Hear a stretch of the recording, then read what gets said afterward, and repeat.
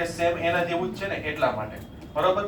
રાજ્યસભા વિશે થોડું ઘણું બાકી છે બરોબર લખાવાનું, પણ રાજ્યસભાની ચૂંટણી કઈ રીતે થઈ છે, વિધાનસભાની ચૂંટણી કઈ રીતે થઈ છે આપણને ખબર છે. વિધાન પરિષદમાં આટલું બધું ડિટેલ્સમાં નથી જવાનું, એમાં ખાલી ઉપરછલ્લી માહિતી છે, કારણ કે આટલું બધું કોઈ ગુજરાતમાંથી આપણે વિધાન પરિષદ નથી ને એટલે પૂછાતા નથી. હાલો સૌપ્રથમ તો જોઈએ કે સંસદ છે એ ભારતના કયા ભાગની અંદર આવી ગયેલું છે? ભાગ નંબર 5 ની અંદર. અને વિધાન મંડળ છે એ કયા ભાગમાં આવી ગયેલું છે? ભાગ નંબર 6 ની અંદર. આવા ઘણી વખત એક્ઝામ ની અંદર ભાગ પૂછાય અથવા તો જોડકા જોડો ની અંદર પૂછાય છે. આર્ટિકલ બધાયના મેં લખી ગયેલા છે બરાબર છે, આ બધાયના મેં આર્ટિકલ લખી ગયેલા છે. રાષ્ટ્રપતિનો આર્ટિકલ મારે લખવો હોય તો કેટલો લખો? આર્ટિકલ નંબર 52 ની અંદર. એવી રીતે રાજ્યપાલ, દરેક રાજ્યની અંદર એક રાજ્યપાલ હોય, કયા આર્ટિકલ મુજબ? 153. તો 155 કયું સૂચન કરે છે? નિમણૂક. રાજ્યપાલની નિમણૂક કોણ કરશે? રાષ્ટ્રપતિ કરશે. બરોબર. તો ઘણા બધા જો આર્ટિકલ થઈ ગયા છે. હવે આપણે સંસદની ચૂંટણી સોરી લોકસભાની ચૂંટણી કરી ગયેલી હતી. લોકસભાની ચૂંટણી કોણ કરાવે? કેન્દ્રનું ચૂંટણી પંચ. તો કેન્દ્રનું ચૂંટણી પંચ કયા ભાગની અંદર આપી ગયેલું છે? ભાગ નંબર 15. આર્ટિકલ કયો બનશે? આર્ટિકલ 324. રાજ્યસભાની ચૂંટણી કોણ કરાવે? કેન્દ્રનું ચૂંટણી પંચ કરાવે. કોણ કરાવે? કેન્દ્રનું ચૂંટણી પંચ. વિધાનસભાની ચૂંટણી કોણ કરાવે? કેન્દ્રનું ચૂંટણી પંચ. વિધાન પરિષદની ચૂંટણી? કેન્દ્રનું ચૂંટણી પંચ. રાષ્ટ્રપતિની ચૂંટણી કોણ કરાવે? કેટલા લોકો કે કેન્દ્રનું ચૂંટણી પંચ, રાષ્ટ્રપતિની ચૂંટણી? તમે બોલતા જ માથે માથે છે જય હો ના નારા દેતા હતા એટલા માટે. રાષ્ટ્રપતિની ચૂંટણી કોણ કરાવે? તમે કયો છે? નથી ખબર. સિમ્પલ વસ્તુ છે. કેન્દ્રનું ચૂંટણી પંચ. તો રાજ્યપાલની ચૂંટણી કોણ કરાવે? રાજ્યપાલની ચૂંટણી કેન્દ્રનું ચૂંટણી પંચ. રાજ્યપાલની ચૂંટણી કોણ કરાવે? નિમણૂક થાય. રાજ્યપાલની ચૂંટણી કોણ કરાવે? નિમણૂક થાય. કોણ કરાવે? ચૂંટણી કોણ કરાવે? રાજ્યપાલની નિમણૂક થાય. કોણ કરે? હમણાં થોડી વાર પહેલા મહિલા આર્ટિકલ 155 મુજબ કોણ કરે છે? દેશના રાષ્ટ્રપતિ દરેક રાજ્યની અંદર રાજ્યપાલની નિમણૂક કરશે. કયા આર્ટિકલ મુજબ? આર્ટિકલ 155. રાજ્યપાલની ક્યાંય ચૂંટણી થતી નથી. અને હંમેશા એક પ્રશ્ન પૂછાય કે કેન્દ્ર છે, કેન્દ્રનું ચૂંટણી પંચ નીચેનામાંથી કોની ચૂંટણી નથી કરાવતા? કોની ચૂંટણી નથી કરાવતા? રાજ્યપાલની ચૂંટણી નથી કરાવતા. તો એવી જ રીતે હજી એક છે ચૂંટણી પંચ છે જેને આપણે રાજ્યનું ચૂંટણી પંચ કહીએ છીએ. તો ગુજરાતની અંદર ભાગ 9 ની અંદર છે રાજ્યના ચૂંટણી પંચની વાત કરી ગયેલી છે. એ કોની ચૂંટણી કરાવે? સ્થાનિક સ્વરાજની સંસ્થા. એટલે શું થાય? જિલ્લા પંચાયત, તાલુકા પંચાયત, ગ્રામ પંચાયત, મહાનગરપાલિકા અને નગરપાલિકા. આ બધી ચૂંટણીની જવાબદારી કોની હોય છે? રાજ્યના ચૂંટણી પંચ. એવું પૂછે કે સરપંચની ચૂંટણી કોણ કરાવે? તો એ રાજ્યનું ચૂંટણી પંચ આવશે. બાકી તમામની ચૂંટણી કોણ કરાવે છે? કેન્દ્રનું ચૂંટણી પંચ. તો રાજ્યનું ચૂંટણી પંચ કયા ભાગમાં આવી ગયેલું છે? ભાગ નંબર 9. શું આપી ગયેલું છે બંધારણના ભાગ નંબર 9 માં? પંચાયતી રાજ. આપણે જેની તૈયારી કરીએ છીએ એ જ વસ્તુ એમાં આપી ગયેલી છે બરોબર. પંચાયતી રાજ આખે આપી ગયેલું છે. તો રાજ્યનું ચૂંટણી પંચ કોની ચૂંટણી કરાવે અને કેન્દ્રનું ચૂંટણી પંચ કોની ચૂંટણી કરાવે? આવું આપણે લાસ્ટ લેક્ચરમાં સમજી ગયેલા હતા ને ભાઈ. ગુજરાતમાંથી આપણે ચૂંટણી કરાવી હતી. કોની ચૂંટણી કરાવી હતી? લોકસભાની ચૂંટણી કરાવી હતી. કયા તાલુકામાં થઈ હતી કે જિલ્લામાં? જિલ્લામાં. કેટલા જિલ્લામાં? 26. બધાય જિલ્લામાં થતી પણ વિસ્તાર મર્જ કરી દીધા એટલે ટોટલ વિસ્તાર કેટલો થઈ જાય છે? 26. કેના આધારે નક્કી થાય? વસ્તીના આધારે. કઈ વસ્તીના આધારે? 1971 ની વસ્તીના આધારે. ક્યાં સુધી એ યથાવત રહેશે? 2026 સુધી એ યથાવત રહેવાનું છે. લોકસભાની છે સીટ, કુલ સીટ કેટલી છે? હવે કેટલા ને આપણે ઉચ્ચાર નહીં કરો. લોકસભાની કુલ સીટ, લોકસભાની વર્તમાન કુલ સીટ કેટલી છે? કુલ એટલે ટોટલ. ટોટલ એટલે ફૂલે ફૂલ. લોકસભાની કુલ સીટ બોલો માં. વાડેરભાઈ કે છે 26. ગુજરાતમાંથી કેટલી છે? તો 26 આવે. કુલ સીટ કેટલી છે? 181. અહીંયા 182 ઉપર અત્યારે ચૂંટણીનું કામ ચાલુ છે બરોબર. 181 તો અક્ષાંશ વૃત્ત છે. એ પ્રશ્ન પૂછે તો 181 માં એડિટ કરી દો. ભારતની મોકલવાથી કદાચ પૂછે તો કદાચ સાહેબે ભણાવી ગયેલો હશે તો એ આપણે યાદ રાખવાનું છે. 182 આમાં યાદ રાખવાનું છે. 181 કેમાં યાદ રાખવાનું? અક્ષાંશ સુરતની અંદર. અહીંયા કુલ સીટનું પૂછું, અહીંયા કુલ સીટ કરમટા ભાઈ 512 કે એવું કઈ એવું જવાબ લખું તો મને હા પાડે કે તમે સાચા છો? ના પાડે. એની બાજુમાં નથી ખબર? 552 ભેગું 545. વર્તમાન કુલ સીટ આવશે 552, બરોબર. પણ અત્યારે ભરાઈ ગયેલી કેટલી છે? 545 છે. આપણે જે ટોટલ ગણવાનો હોય, બરોબર, કે કુલ સીટના આટલા ટકા હાજર હોવા જોઈએ, 552 ના આપણે ગણીએ છીએ. તો 552 કુલ સીટ છે, એમાંથી પુરાઈ ગયેલી કેટલી છે? 545 સીટ છે. એ 545 માંથી પાછા કેન્દ્ર અને રાજ્યની અલગ અલગ ગણીને આપણે રાખી હતી ને, એ આખે આખું સર્કલ બનાવીને એ જે સીટની ફાળવણી કરી છે ને, એ હંમેશા વસ્તીના આધારે થાય. કઈ વસ્તીના આધારે? 1971 ની વસ્તીના આધારે થાય છે. તો આટલું એક યાદની અંદર યાદ રાખવાનું છે. પછી લોકસભાનો કોઈ પણ એક સભ્યનો કાર્યકાળ કેટલો બને? 5 વર્ષ. તો એ જ વસ્તુને હું અહીંયા બોલું તો વિધાનસભાના એક સભ્યનો કાર્યકાળ 5 વર્ષ બને છે. રાજ્યસભાના એક સભ્યનો કાર્યકાળ કેટલો હોય? 6 વર્ષ હોય. તો વિધાન પરિષદના એક સભ્યનો કાર્યકાળ 6 વર્ષ. ખ્યાલ આવી ગયો? હવે વિચારીને કહેજો. લોકસભાની અંદર લોકસભાનો કાર્યકાળ કેટલો થાય? લોકસભાનો કાર્યકાળ કેટલો થાય? 5 વર્ષ. રાજ્યસભાનો કાર્યકાળ કેવું ગૃહ છે? આ જ વસ્તુને અહીંયા ફિટ કરો છો. વિધાનસભાનો કાર્યકાળ, વિધાન પરિષદનો કાયમી ગૃહ છે. કેવું ગૃહ છે? કાયમી. અધ્યક્ષનો કાર્યકાળ કેટલો હોય લોકસભામાં? લોકસભાના અધ્યક્ષનો કાર્યકાળ કેટલો ખબર છે? આપણે અધ્યક્ષની ચૂંટણી કરાવી હતી પહેલી બેઠક, એટલે કે લોકસભાની નવી બેઠક મળે ને ત્યાં સુધી. તો આનો કાર્યકાળ છે વાસ્તવિક રીતે જે એ આપણે શું બોલીએ છીએ? 5 વર્ષ. પણ લોકસભાની પાછી નવી બેઠક મળશે ત્યાં સુધી પણ પહેલી બેઠકનું સંચાલન કોણ કરશે? લોકસભાના જૂના અધ્યક્ષ કરશે. અહીંયા બેઠા હોય એ વ્યક્તિને આપણે સભાપતિ તરીકે ઓળખીએ છીએ, બરોબર. તો આનો કાર્યકાળ કેટલો હોય? આરામથી વિચારીને કોઈ બોલતા નહીં. હવે જેને આવડે નહીં ખાલી પૂછ્યા કરતો એટલે મને ખ્યાલ હોય. રાજ્યસભાના સભાપતિનો કાર્યકાળ કેટલો હોય? જો અહીંયા મેં કેટલું લખ્યું? 5. રાજ્યસભાના સભાપતિ, જેને અધ્યક્ષ તરીકે પણ તમે બોલી શકો છો, રાજ્યસભાના સભાપતિ. હવે કન્ફ્યુઝન ન થાય ને એના માટે તમે મગજ તમે દોડાવજો, બાજુવાળાને ન પૂછતા. જો અહીંયા હું લખું 5 વર્ષ, અધ્યક્ષ માટે લખું 5 વર્ષ, સભ્યોનો કાર્યકાળ હું બધાય માટે લખું છું 5 વર્ષ, અહીંયા સભ્યોનો કાર્યકાળ લખું છું 6 વર્ષ, બરોબર. રાજ્યસભા છે એ કાયમી ગૃહ છે, ત્યાં કઈ કાર્યકાળ મારે લખવાની જરૂર નથી. સમજાય છે? હવે મારો પ્રશ્ન એવો છે કે રાજ્યસભાના સભ્ય સભાપતિનો કાર્યકાળ કેટલો હોય? અહીંયા સભ્યનો કાર્યકાળ કેટલો લખ્યો? 5 વર્ષ. અધ્યક્ષનો કેટલો લખ્યો? લોકસભાનો કેટલો લખ્યો? અહીંયા એક સભ્યનો કાર્યકાળ કેટલો થાય? 6 વર્ષ છે. અહીંયા રાજ્યસભાનો કાર્યકાળ ન હોય એટલે કેવું લખ્યું મેં? કાયમી ગૃહ છે. તો અહીંયા સભાપતિનો કાર્યકાળ કેટલો થાય? હવે આરામથી વિચારો, મગજમાં લાઈટ થશે. આ બાજુથી પેલા બોલતા નહીં, આ બાજુથી 6 વર્ષ. બીજા કોઈ? રાષ્ટ્રપતિની ઈચ્છા અનુસાર. રાષ્ટ્રપતિની ઈચ્છા અનુસાર. જ્યાં સુધી ઉપરાષ્ટ્રપતિ પદ ઉપર છે ત્યાં સુધી. જ્યાં સુધી પોતે ઉપરાષ્ટ્રપતિના પદ સુધી છે ત્યાં સુધી. રાષ્ટ્રપતિ પોતાના પદ સુધી ક્યાં સુધી રહે ખબર છે? ઉપરાષ્ટ્રપતિ. રાષ્ટ્રપતિ કેટલા વર્ષ સુધી રહે? 5 વર્ષ. તો તમને ઉપરાષ્ટ્રપતિ પૂછે તો ઉપરાષ્ટ્રપતિ પોતાના પદ ઉપર ક્યાં સુધી રહે? એવું તો ન હોય કે બહુમતી તૂટી જાય તો ઉપરાષ્ટ્રપતિ વહી જાય. એને તો કઈ બહુમતી ને હોય નહીં, સરકાર સાથે કઈ લેવા દેવા ન હોય. તો અહીંયા છે ને કોનો કાર્યકાળ છે એ 5 વર્ષનો હોય છે. તો એક તો લખું છું દેશના બંધારણીય વડા. કોણ ખબર છે?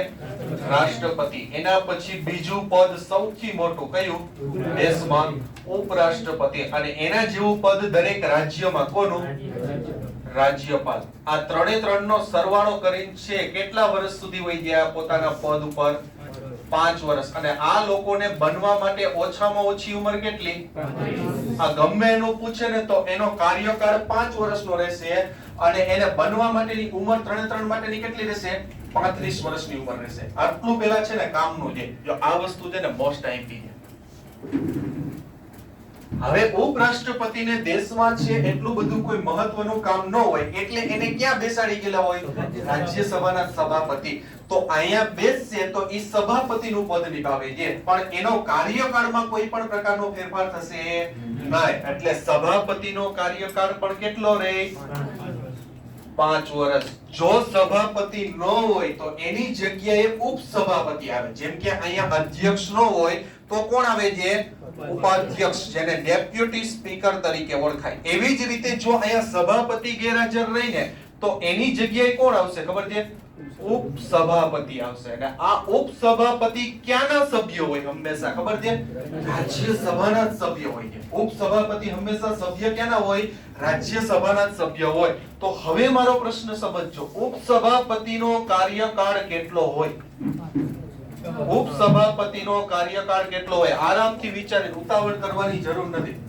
આ બે વસ્તુ આવડી ગઈ એટલે બીજું કાંઈ નથી. રાજ્યસભામાં ઉપસભાપતિનો કાર્યકાળ કેટલો હોય? પ્રશ્નનો જવાબ બોર્ડ ઉપર જ છે. એ સમજાઈ દીધું, એની અંદર જ છે. બધાયને આવડવું જોઈએ. વિચારવાની કોઈ એટલી લાંબી જરૂર નથી. ઓલો રીઝનિંગ ના પ્રશ્ન જેવું કરી નાખ્યું. કેટલું આવે? 6 વર્ષ. એનું કારણ કેટલાને ખબર હશે? હાલો તમે બોલ્યા 6 વર્ષ. તમને કારણ ખબર પડી? કયો? રાજ્યસભાના સભ્ય છે એટલે બરોબર. આ ઉપસભાપતિ હંમેશા સભ્ય કોનો હોય? રાજ્યસભાનો સભ્ય હોય. એટલે અહીં લખી નાખીએ, ઉપસભાપતિ હંમેશા સભ્ય કોનો હોય છે? તો કે આ રાજ્યસભાનો સભ્ય હોય છે. જો રાજ્યસભાનો મંત્રી હોય છે એવું નથી લખ્યું, રાજ્યસભાનો સભ્ય હોય છે. અને રાજ્યસભાના સભ્યોનો કાર્યકાળ કેટલો હોય? 6 વર્ષ. તો હવે ઉપસભાપતિ કદાચ બને તો એનો કાર્યકાળ તો 6 વર્ષ જ રહેવાનો છે, પણ સભાપતિનો કાર્યકાળ કેટલો રહે? 5 વર્ષ. રાજ્યસભાનો કાર્યકાળ કાયમી ગૃહ, બરોબર? એ કાયમી ગૃહ છે, બરોબર? તો અહીંયા છે ને એ જ વસ્તુ તમારે લખવાની છે. જો અહીંયા છે ને અમુક ફેરફાર આવશે. અહીંયા એક સભ્યનો કાર્યકાળ કેટલો આવશે? 6 વર્ષ આવશે. અહીંયા અધ્યક્ષનો કાર્યકાળ કેટલો આવશે? 5 વર્ષ, બરોબર? અહીંયા અધ્યક્ષનો કાર્યકાળ પણ કેટલો આવે છે?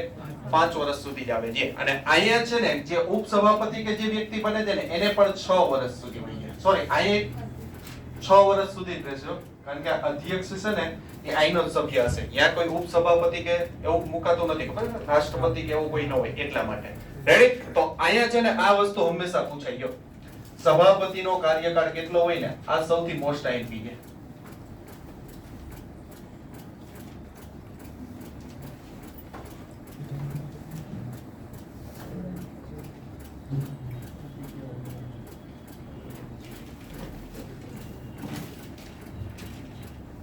ચૂંટણી પંચ વિશે થોડું ઘણું લખાવી દીધું હતું કે બાકી હતું?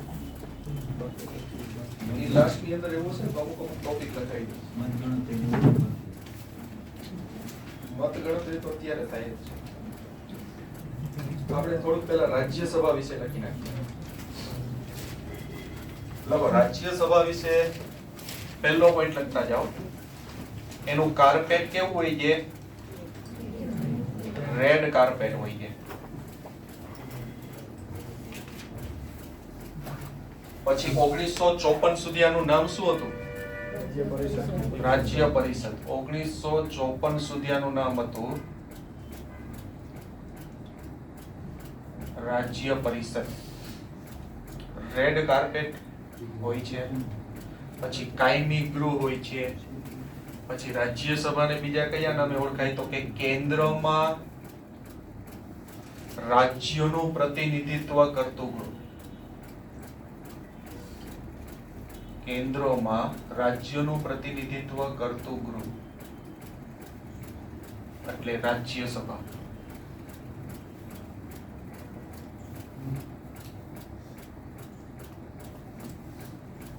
પછી આને લોકસભાનું દ્વિતીય ગૃહ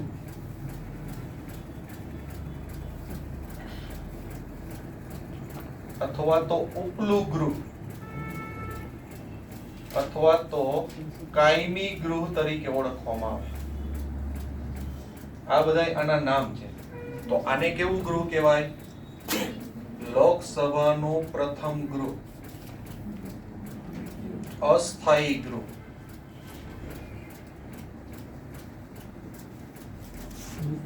આનું કાર્પેટ કેવું હોય છે? ગ્રીન, એટલે કે લીલા કલરનું હોય. કાલે જ અહીંયા જે સભાપતિ તરીકે નવા આવ્યા ને, બરોબર, એના વખાણ છે કોણે કર્યા હતા? વડાપ્રધાન નરેન્દ્ર મોદી. બરોબર, તો અહીંયા ઉભા એ સ્પીચ આપતા હતા અને અહીંયા ઉપસભાપતિ તરીકે જે ઉપરાષ્ટ્રપતિ આવ્યા ને, બરોબર, એ પ્રથમ વખત છે અત્યારે સત્ર ચાલુ કર્યું ને, બરોબર, એની અધ્યક્ષતા લીધી છે. તો અત્યારે અહીંયા સભાપતિ તરીકે કોણ બેઠા? જગદીપ ધનખડ. બરોબર, તો આપણા ઉપરાષ્ટ્રપતિ અત્યારે કોણ છે? જગદીપ ધનખડ. અત્યારે આપણા ઉપરાષ્ટ્રપતિ છે, તો અહીંયા એ પણ બેઠા હશે.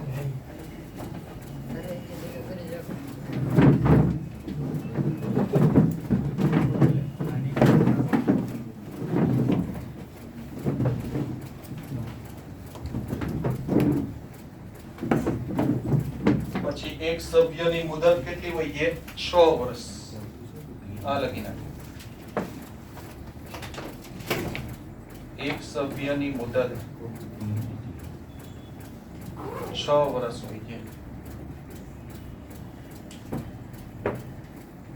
પછી આજ રાજ્યસભામાંથી દર 2 વર્ષે કેટલા સભ્યો નિવૃત્ત થાય?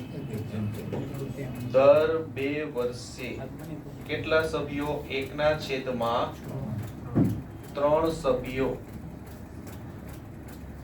દર વર્ષે નિવૃત્ત થાય. એટલા જ સભ્યો ચૂંટાઈને ફરી પાછા આવે, એટલા જ સભ્યો 2 વર્ષે પાછા નિવૃત્ત થાય. બરોબર, એ કાર્યક્રમ આખે આખો ચાલુ જ રહી જાય. એટલે કેવું ગૃહ થઈ ગયું? કાયમી ગૃહ. એટલા માટે એને કાયમી ગૃહ તરીકે ઓળખવામાં આવે છે.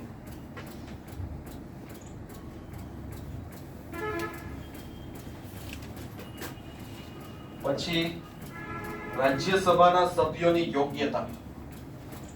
રાજ્યસભાના સભ્યોની યોગ્યતા.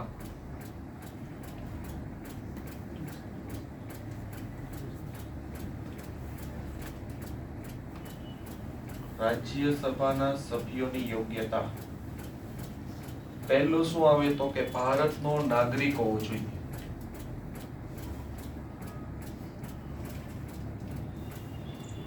ભારતનો નાગરિક હોવો જોઈએ. પછી ઓછામાં ઓછી ઉંમર.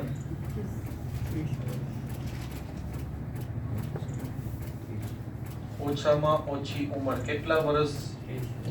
30 વર્ષ. અહીંયા કેટલા લખો લોકસભામાં? તો અહીંયા આવશે 25. વિધાનસભાની અંદર અહીંયા કેટલા લખી શકાય? 25. અહીંયા કેટલા લખી શકાય? 30.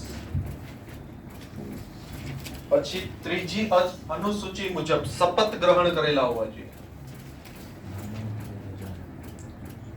ત્રીજી અનુસૂચિ મુજબ શપથ ગ્રહણ કરેલા હોવા જોઈએ. પછી લાભનું પદ ન ધરાવતો હોવો જોઈએ. એ તો કોમન છે બધાની અંદર.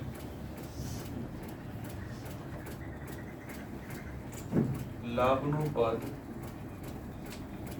ન ધરાવતો હોવો જોઈએ. અને છેલ્લાની અંદર આવશે ચૂંટણી લડવા માટે. ચૂંટણી લડવા માટે ઓછામાં ઓછા 10 વિધાનસભાના સભ્યોનો 10 વિધાનસભાના સભ્યોનો પ્રસ્તાવ હોવો જરૂરી છે. પ્રસ્તાવ હોવો જરૂરી છે. હવે એ પ્રશ્ન કે અહીંયા જે સભ્યો છે ને એ કઈ રીતે ચૂંટાઈને આવે છે? કોઈને ખ્યાલ છે? આવું પૂછશે નહીં, પણ આ ખાલી જાણકારી માટે. અહીંયા કઈ રીતે આવ્યા હતા? દરેક રાજ્યમાં જિલ્લામાં ચૂંટણી થઈ ગઈ. આપણે લોકો જે આપણા વોટનો ઉપયોગ કરતા આર્ટિકલ 326 અને ડાયરેક્ટ છે વોટિંગ થી આપણે લોકો છે અહીંયા લોકસભાની અંદર મોકલીએ છીએ અને અહીંયા જે પદનું નામ બને ને એ શું બને છે? Member of parliament. અહીંયા જે વ્યક્તિ આવશે એને પણ આપણે એમપી તરીકે જ ઓળખશું, બરોબર, મેમ્બર ઓફ પાર્લામેન્ટ. પણ લોકસભાની જે ચૂંટણી થઈ હતી ને એ કેવી ચૂંટણી થઈ હતી? પ્રત્યક્ષ ચૂંટણી. પણ તમે ઘણી વખત વાંચી ગયેલું હશે કે રાજ્યસભાની ચૂંટણી જે એ કેવી ચૂંટણી થાય? અપ્રત્યક્ષ અથવા તો પરોક્ષ ચૂંટણી થાય છે. પણ કઈ રીતે? તમે ને હું રાજ્યસભાના મેમ્બરને વોટ આપીએ છીએ? રાજ્યસભાની અંદર જેટલા લોકો બેઠા હોય ને એને તમે ને હું વોટ આપીએ છીએ? નથી આપતા. તો એ લોકો કઈ રીતે ચૂંટાઈને આવે છે? ચૂંટણી પંચ કઈ રીતે આખું મેનેજમેન્ટ કરે છે એનું આયોજન? એક ખાલી વાક્યની અંદર કેવું હોય તો કઈ રીતે કહી શકાય? કેટલાને આવડશે? રાજ્યસભાની અંદર જે લોકો અહીંયા બેસશે એ કઈ રીતે ચૂંટાઈને આવશે? આ બાજુથી રાજ્યસભામાં મેમ્બર બેઠા હોય કે ન બેઠા હોય કે ખાલી હોય? બેઠા હોય. અહીંની તમને ચૂંટણીની ખ્યાલ આવી ગયો? વિધાનસભાની ચૂંટણીનો ખ્યાલ આવી ગયો. તમે બધા મત આપી દીધા એટલે એનો પણ તમને ખ્યાલ હોય છે. પણ લોકસભાના મેમ્બર ઓફ પાર્લામેન્ટ એને તમે વોટ નથી આપતા એટલે તો આપણે અહીં લખ્યું છે અપ્રત્યક્ષ ને પરોક્ષ ચૂંટણી. તો કઈ રીતે ચૂંટાઈને આવશે? બસ 1 2 3 બીજા લોકો ટ્રાય કરો જોઈએ. ક્યાંક વાંચી ગયેલું હશે, નથી વાંચ્યું? ખ્યાલ છે? લોકસભાના સભ્યો, આ લોકસભાના સભ્યો અહીંયા મોકલી દે તો પછી વિચાર કરો રાજ્યસભા બનાવવાનું કામ શું? શું કામ ભારતની અંદર 2 ગૃહ બનાવ્યા? આ ન હોય ભારતની અંદર રાજ્યસભા, માની લ્યો કે અત્યારે છે જ નહીં, ખાલી લોકસભા જ છે, તો શું થાય દેશમાં? શું કામ આવું બ્રિટનનું ફોર્મેટ અહીં મૂકી દીધું કે 2 ગૃહ હોવા જોઈએ, એકની અંદરથી સરકાર બની ગયેલી હોવી જોઈએ, તો બીજાની અંદર એ સરકાર છે, એ બહુમતી છે. બહુમતી હંમેશા ક્યાં હોય? લોકસભામાં. આ ગૃહ બનાવવાનું કારણ શું? આ ન હોય ને અને અહીંયા તો બહુમતી હોય તો ધારે એટલા બિલ પસાર કરી નાખે ને, ખરડા પસાર કરીને મન એવા કાયદા છે ભારતમાં લાગુ પડી જાય. એ કાયદા હંમેશા રેડ બત્તી રોકે. એટલા માટે દેશમાં 2 ગૃહ બની ગયેલા છે. એટલે બહુમતી હંમેશા અહીંયા હોય. તમને ખબર છે અહીંયા બહુમતી છે, ગમે એવું બિલ પસાર થઈ જાય, બરોબર. જે તે કાયદો બનાવવો હોય એના ઉપર બહુમતી હોવી જરૂરી છે. ખાલી 1 ગૃહની નહીં, 2 ગૃહની. એટલા માટે અહીંયા છે ને 2 ગૃહ બનાવી ગયેલા છે. એટલે તો અમુક રાજ્યોમાં વિધાન પરિષદ બનાવી દીધી છે. તો આપણે અહીંયા રાજ્યમાં 2 ગૃહ બનાવવાનું છે કેન્દ્રમાં. કારણ એ છે આ નો હોય તો એક તરફી કાયદા બને. આને કોઈ ના પાડવા વાળું હોય જ નહીં, બરોબર. રાષ્ટ્રપતિ તો સાઈન કરી જ દેવાના જે બિલ આવે તો. અને દેશમાં શું લાગુ પડી જાય? કાયદો લાગુ પડી જાય છે. પ્રશ્ન એ થાય કે અહીંના સભ્યો જે આવશે ને, અહીંયા ક્યારે બહુમતી ન હોય, અલગ અલગ પાર્ટીના ઘણા બધા એમપી બેઠા હોય, તો આની ચૂંટણી કઈ રીતે થાય? તો હવે હું તમને એ સમજાવું. એક વાક્યમાં કેવું હોય તો કોણ કહેશે? રાજ્યસભાની ચૂંટણી.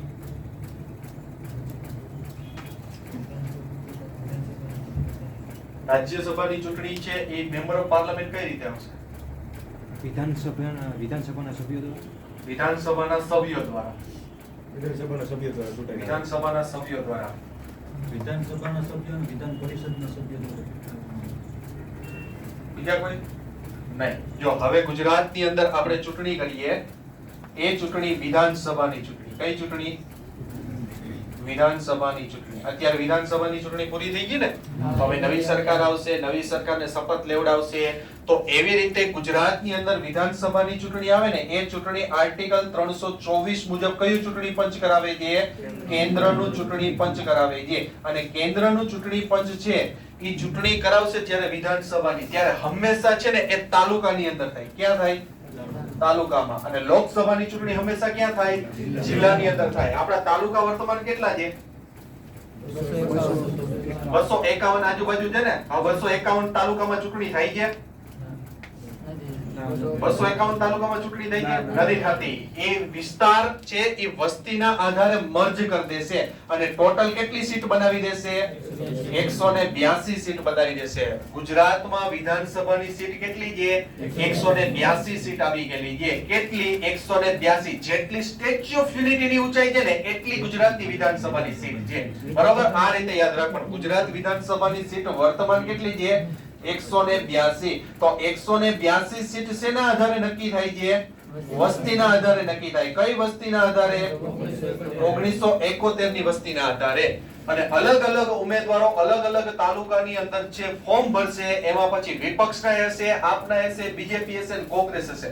પણ જીતશે ખાલી એક જ સીટ છે, એક જ પ્રદેશમાંથી એક જ વ્યક્તિ જીતવાનો છે, એ પછી ગમે તે પાર્ટીનો હોય. અને જ્યારે છે આ રીતે વિધાનસભાની ચૂંટણી હોય છે ત્યારે ગુજરાતના લોકો છે કયા આર્ટિકલનો ઉપયોગ કરે મતદાન આપવા માટે? આર્ટિકલ 326. શું આપી ગયેલું છે આર્ટિકલ 326 માં? વ્યસ્તક મતાધિકારનો ઉપયોગ કરશે. ને વ્યસ્તક મતાધિકારના આધારે છે આપણે વોટ આપીએ છીએ, પછી એનું મતદાન થાય છે, પછી એની ચૂંટણીની મતગણતરી થાય છે, અને જે પાર્ટીને બહુમતી મળે એ પોતે શું બનાવે છે? સરકાર. તો અહીંથી જેટલા 182 ઉમેદવારો જીતશે ને એ લોકોની સીટ છે ગુજરાતમાં આવેલી ક્યાં નક્કી થાય? વિધાનસભાની અંદર નક્કી થાય. તો 182 લોકો છે ને અહીંયા બેસશે, ગુજરાતની વિધાનસભાની અંદર બેસશે. તો વિધાનસભાની ચૂંટણી કેવી થઈ? પ્રત્યક્ષ કે પરોક્ષ? પ્રત્યક્ષ ચૂંટણી થઈ. શું કામ એને પ્રત્યક્ષ ચૂંટણી થઈ? આપણા વોટ દ્વારા ચૂંટાઈને આવ્યા છે, અને આ લોકોને આપણે એમએલએ તરીકે ઓળખીએ છીએ. બરોબર? આને શું કહેવાય? ધારાસભ્ય તરીકે ઓળખાય છે. આને શું કહેવાય છે? ધારાસભ્યો. અત્યારે જેટલા ધારાસભ્યો આવશે ને એ આપણા વોટથી ચૂંટાઈને અહીંયા બેસશે. બરોબર? જેને આપણે એમએલએ તરીકે ઓળખીએ. અહીંયા કોણ હોય છે? એમપી હોય છે. અહીંયા કોણ હોય છે? એમપી હોય છે. હવે આમાંથી જે પાર્ટીની બહુમતી બનશે, આમાંથી જે પાર્ટીની બહુમતી બનશે ને એ પાર્ટી પોતાના એક નેતાની પસંદગી કરશે ને એ શું બનશે? રાજ્યનો સીએમ એટલે કે મુખ્યમંત્રી. મુખ્યમંત્રી પોતાનું શું બનાવશે? મંત્રી મંડળ બનાવશે. મુખ્યમંત્રી પોતાનું શું બનાવે? મંત્રી મંડળ. સેમ પેટર્ન આના જેવી છે. હવે મને કયો, મુખ્યમંત્રી અને મંત્રી મંડળને શપથ કોણ લેવડાવે? આવડશે ને? વડાપ્રધાનને મંત્રી મંડળને શપથ કોણ લેવડાવે? રાષ્ટ્રપતિ લેવડાવે છે. ખ્યાલ આવી ગયો કે નહીં? બરોબર? તો અહીંયા છે એક પાર્ટીની બહુમતી બની ગઈ, સરકાર બની ગઈ, અને પોતે સરકારના શપથ લઈ ગયે. પછી આ તમામ લોકોને શપથ કોણ લેવડાવશે? તો કે અહીંયા બેઠેલા અધ્યક્ષ એટલે પ્રોટેમ સ્પીકર ની પણ નિમણૂક થશે. જેમ અહીંયા આપણે કહી રીતે ને એ જ પ્રોસેસ થી અહીંયા આગળ વધશે. હવે વિધાનસભા અહીંયા ચાલુ થઈ ગઈ. હવે વિધાનસભામાંથી છે રાજ્યસભામાં મેમ્બર કઈ રીતે આવે? તો વિધાનસભા ચાલુ થઈ ગઈ પછી રાજ્યસભાની ચૂંટણી આવી. તો ગુજરાતમાં તમે ઘણી વખત એવું સાંભળી ગયેલું હશે કે ગુજરાતમાં શેની ચૂંટણી આવી છે? રાજ્યસભાની. રાજ્યસભાની ચૂંટણીમાં આપણે ક્યારે મતદાન કરતા નથી, અને 3 સીટ માટેની ચૂંટણી ખાલી આવી. બરોબર? તો હવે શું કરશે? જોજો, અહીંથી છે ને જે પાર્ટીની બહુમતી હોય ને એ બહુમતી ધરાવતા, તો અત્યારે બહુમતી માની લ્યો કે આપણે કોની છે? બીજેપી. તો બીજેપી વાળાના ઉમેદવારને કહેશે, જે કાર્યકર્તાઓ હોય, સારા લીડરો હોય, પછી જૂની પાર્ટીમાં કદાચ હારી ગયા હોય એ લોકોને બોલાવશે અને એને કહેશે કે અત્યારે રાજ્યસભાની ચૂંટણી છે, એમાં ઉમેદવારીનું તમે શું ભરતી હો? ફોર્મ ભરતી હો. તો આ જે ધારાસભ્ય છે ને એ ફોર્મ નહીં ભરે. એને ભરવું હોય તો ભરી શકે, પણ પોતાના પાર્ટીના કાર્યકર્તાઓ અથવા તો કોઈ ફેમિલી બેકગ્રાઉન્ડ થી થઈ ગયેલા, બીજેપીમાં રહી ગયેલા એ વ્યક્તિને અહીંયા ફોર્મ ભરાવશે. તો કોંગ્રેસ વાળા કે અમે અમારું ફોર્મ ન ભરાવે તો પોતાનો એક ઉમેદવાર નક્કી કરશે, આપ વાળો પોતાનો એક ઉમેદવાર નક્કી કરશે. તો આવી રીતે 3 જણાને ઉભા રાખી દે. કેટલા સીટ માટેની ચૂંટણી છે? 3 સીટ માટેની ચૂંટણી છે. તો ઘણા બધા લોકોને ઉમેદવારી ફોર્મ ભરાવ્યા. ઉમેદવારી ફોર્મ નક્કી થઈ ગયા પછી આવી ચૂંટણી. ચૂંટણી કરાવશે કોણ? કેન્દ્રનું ચૂંટણી પંચ. હવે આને આપવાના આવ્યા વોટ. તો આને વોટ કોણ આપશે ખબર છે? આપણે જેને વોટ આપીને મોકલી ગયેલા છે ને અહીંયા ધારાસભ્ય, ઈ હવે કોને વોટ આપશે? આ લોકોને વોટ આપશે. અને આ લોકોને છે પોતે વોટ આપીને જેટલા લોકો ઊભા હતા એમાંથી 3 લોકો જીતી જશે ને એ 3 લોકોની સીટ સીધી ક્યાં નક્કી થાય? તો દરેક રાજ્યની વિધાનસભાના સભ્યો રાજ્યસભાની અંદર મેમ્બરને મોકલે છે. એટલે એની ચૂંટણી હંમેશા કેવી થાય? અપ્રત્યક્ષ અથવા તો પરોક્ષ કહેવાય છે. તો આપણે રાજ્યસભાના સભ્યોને વોટ આપતા નથી. વોટ કોણ આપે છે? જે તે રાજ્યના ધારાસભ્યો વોટ આપે છે. અને જેને ઊભું રહેવું હોય ને એના માટે મેં તમને અહીંયા 5મો મુદ્દો લખાવ્યો. શું લખાવ્યો? કે એ વ્યક્તિને 10 ધારાસભ્યોનો પ્રસ્તાવ હોવો જરૂરી છે, તો જ એ ઉમેદવારી ફોર્મ ભરી શકશે, બાકી ભરી શકશે નહીં. એટલે મોટો ચહેરો હોવો જરૂરી છે કે ગુજરાતમાંથી આપણા રાજ્યસભાની અંદર સંચાલન કરવા માટે કોણ જશે. બરોબર? એવા મોટા માથા હોય એને વોટ મળે તો જ અહીંયા ઉભા રહી શકે.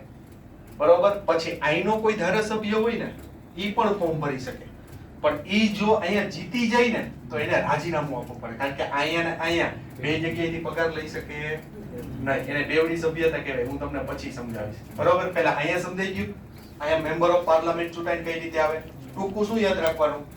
રાજ્યસભાના મેમ્બરને કોણ મત આપે? જે તે રાજ્યની વિધાનસભાના સભ્યો. એટલે એની ચૂંટણી હંમેશા કેવી થાય છે? અપ્રત્યક્ષ ચૂંટણી. લોકસભાની ચૂંટણી કેવી થાય? સમજાઈ ગયું? તો અહીંની ચૂંટણી કેવી થાય? વિધાનસભાની પ્રત્યક્ષ ચૂંટણી થાય. તો અહીંની કેવી થાય? પરોક્ષ. એની તો આખી વાત જ અલગ છે. એમાં તો ડાયરેક્ટ આવી રીતે અમુક ઓલામાંથી ચૂંટાઈને આવશે. બરોબર? એને આપણે પછી જોઈએ. પહેલા આટલું સમજાઈ ગયું કે નહીં? રેડી? લખો આગળ. રાજ્યસભાની અંદર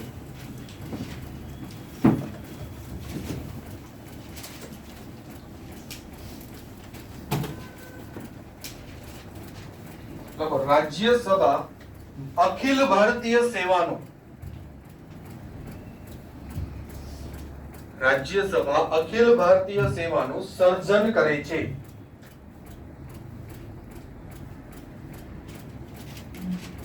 અખિલ ભારતીય સેવાનું સર્જન કરે છે. અખિલ ભારતીય સેવા વિશે લગભગ આપણે ગયા લેક્ચરમાં વાત કરી હતી. અખિલ ભારતીય સેવા કયો આર્ટિકલ આવશે?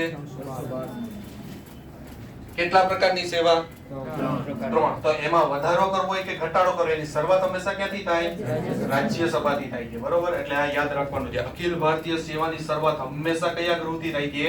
રાજ્યસભા. આ એક જ પાવર રાજ્યસભા પાસે સૌથી વધારે રહી ગયેલો છે. પછી લખો ઉપરાષ્ટ્રપતિને હટાવવાનો પ્રસ્તાવ. ઉપરાષ્ટ્રપતિને હટાવવાનો પ્રસ્તાવ હંમેશા રાજ્યસભામાંથી શરૂઆત થાય છે.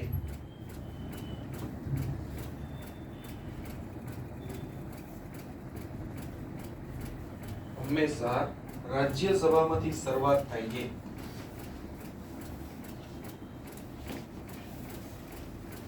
પછી લખજો રાજ્યસભામાં સૌથી વધુ સીટ.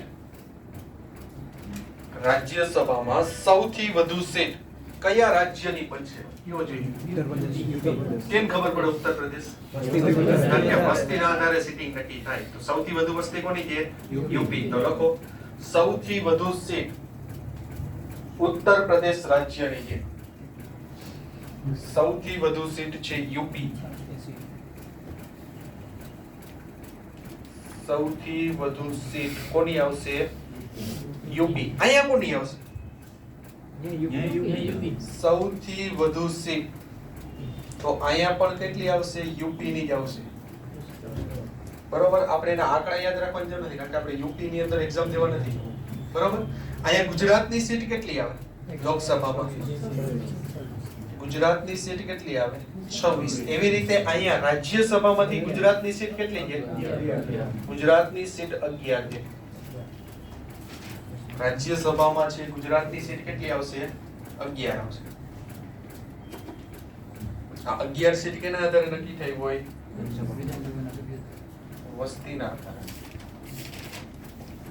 તો સૌથી વધુ સીટ યુપી ની આવશે અને આપણી સીટ કેટલી આવશે? અહીંયા વિધાનસભાની સીટ કેટલી છે? વર્તમાન 182. પહેલી વિધાનસભાની સીટ કેટલી હતી ખબર છે?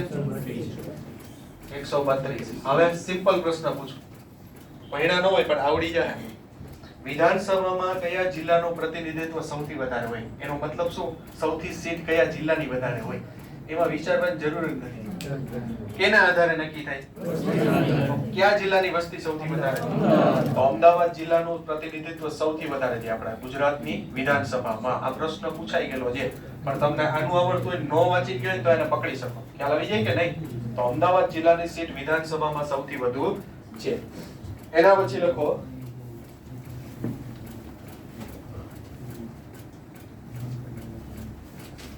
પ્રથમ ફિલ્મ અભિનેતા રાજ્યસભાની અંદર. પ્રથમ ફિલ્મ અભિનેતા રાજ્યસભામાં એમાં આવશે પૃથ્વીરાજ કપૂર. આ બધા ફેક્ટ ડેટા વાળા પ્રશ્ન છે. પૃથ્વીરાજ કપૂર. ફિલ્મ અભિનેત્રી. ફિલ્મ અભિનેત્રી કોણ આવશે? સંજય દત્તના મમ્મી નરગિસ દત્ત. પ્રથમ રમતવીર નરગિસ દત્ત, ફિલ્મ અભિનેત્રી નરગિસ દત્ત, પ્રથમ રમતવીર સચિન તેંડુલકર. આ લોકો શું કામ અહીં નિમણૂક કરતા હશે? કલા સંસ્કૃતિ છે આગળ વધે, ફિલ્મ ઉદ્યોગ આગળ વધે તો એ લોકો અહીંયા આવીને કંઈક બોલે નિશબ્દ, એટલા માટે. એની કોઈ ચૂંટણી નો થાય, એની રાષ્ટ્રપતિ શું કરે ખબર છે? નિમણૂક કરે છે. એના પછી લખો સૌ પ્રથમ મહિલા મહાસચિવ, સૌ પ્રથમ મહિલા મહાસચિવ વી.એસ. રમાદેવી, વી.એસ. રમાદેવી.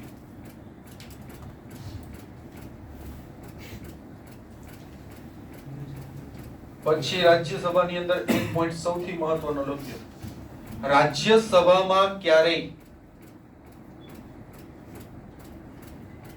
SC/ST નું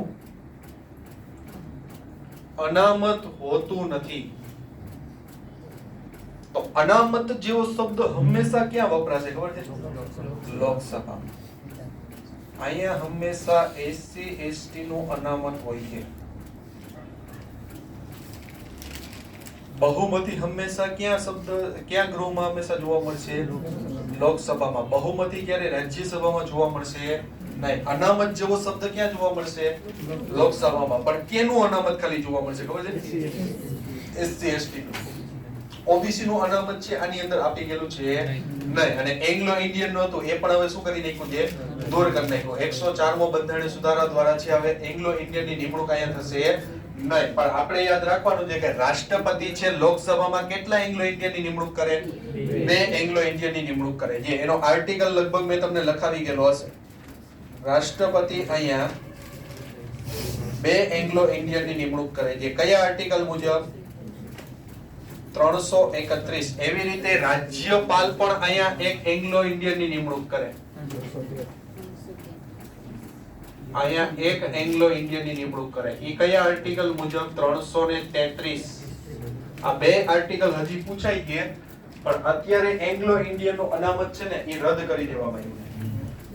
પછી રાષ્ટ્રપતિ રાજ્યસભામાં કેટલા સભ્યોની નિમણૂક કરે? 12 સભ્યોની. બરોબર. તો અહીંયા રાજ્યસભામાં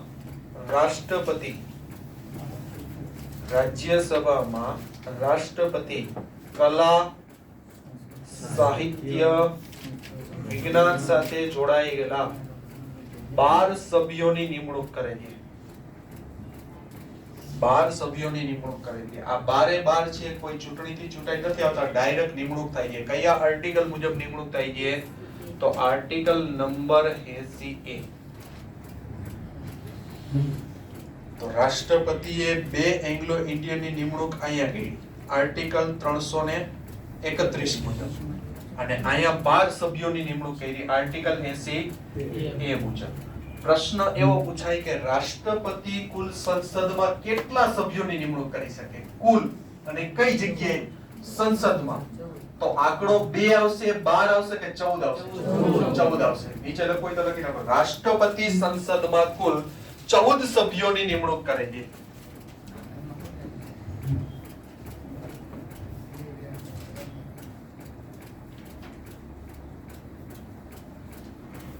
સંસદમાં કુલ 14 સભ્યોની નિમણૂક કરે છે.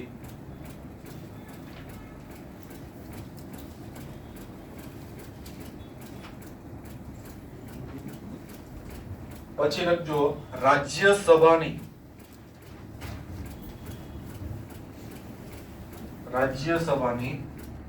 સભ્યોની સંખ્યા,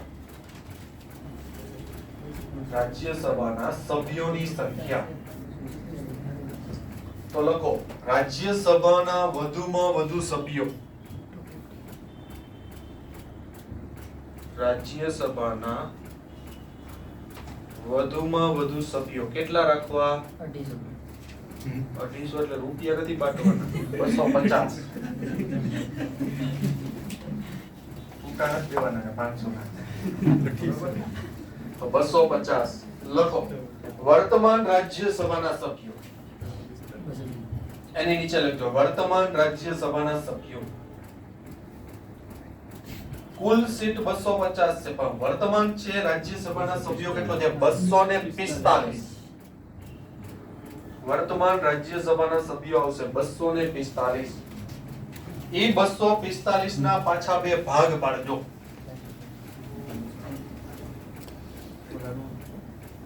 એમાંથી 12 અલગ કરી નાખો.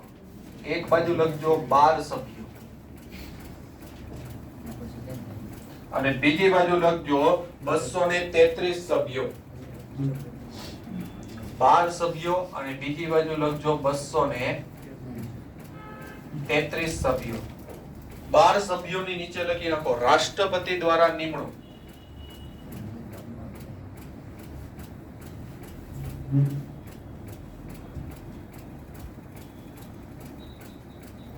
રાષ્ટ્રપતિ દ્વારા નિમણૂક અને 233 ની અંદર લખી નાખો ચૂંટાયેલા સભ્યો.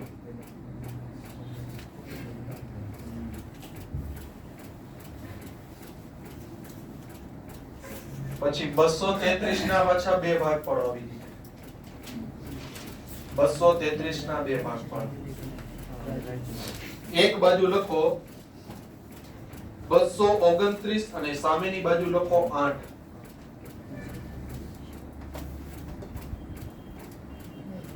એમાંથી લખો ભારતના વિવિધ રાજ્યોમાંથી 229 ની નીચે ભારતના વિવિધ રાજ્યોમાંથી ચૂંટાયેલા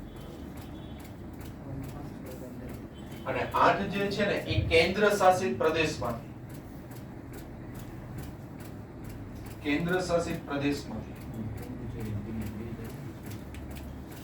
એ જે 8 છે ને એની નીચે પાછા 3 ભાગ પાડો. 8 ની નીચે 3 ભાગ પાડો. પહેલામાં લખો દિલ્હી, પછી પોંડિચેરી અને જમ્મુ એન્ડ કાશ્મીર. એમાં દિલ્હીની સીટ 3 છે, પોંડિચેરીની 1 અને બાકીની 4 જે વધી જમ્મુ કાશ્મીર.